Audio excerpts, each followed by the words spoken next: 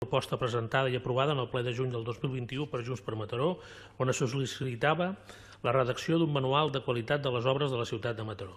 Es pregunta, primer, en quin estat es troba aquesta redacció del manual? Segon, es considera òptima la qualitat de l'obra pública executada a la nostra ciutat?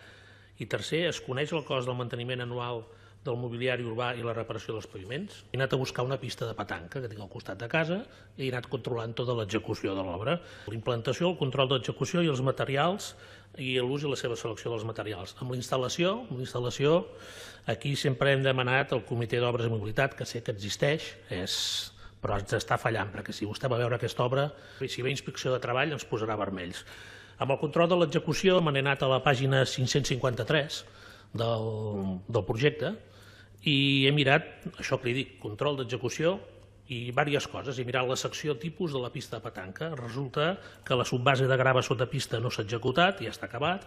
La col·locació del geotextil tampoc s'ha posat. I s'ha substituït la vorada de Ser Corter, que val 222 euros al metre lineal, per una vorada de tipus de jardí de 30 metres lineal, baixant la qualitat dels materials. Extrapolant a obres més grans que el control d'execució és fonamental. Això ens passen coses com la plaça Santana, que es mou tota i es veurà tota la vida, el camí ral. Doncs he buscat un exemple petit perquè ho veiem, hem d'estar a sobre controlant totes aquestes coses. Respecte a l'ús del control de materials, sempre demanem una ordenança del paisatge urbà per controlar el cost dels materials, treballar amb estocs, sempre els mateixos, i millorar el manteniment i la vida útil. Llavors, he trobat una sorpresa amb això dels materials perquè veig banc de fusta tropical, banc de fusta d'acer de 3 metres de llargades, i resulta que aquest banc que posen val 4.751,42, un banc. En posem 3. Però llavors, si posem el mateix banc amb respatller, pugem a 5.398 euros al banc i en posem 3. El més senzill de tots que posen val 1.881 i en posem 6. O sigui, ens estem gastant 46.000 euros per posar bancs als costats d'una pista de petanca.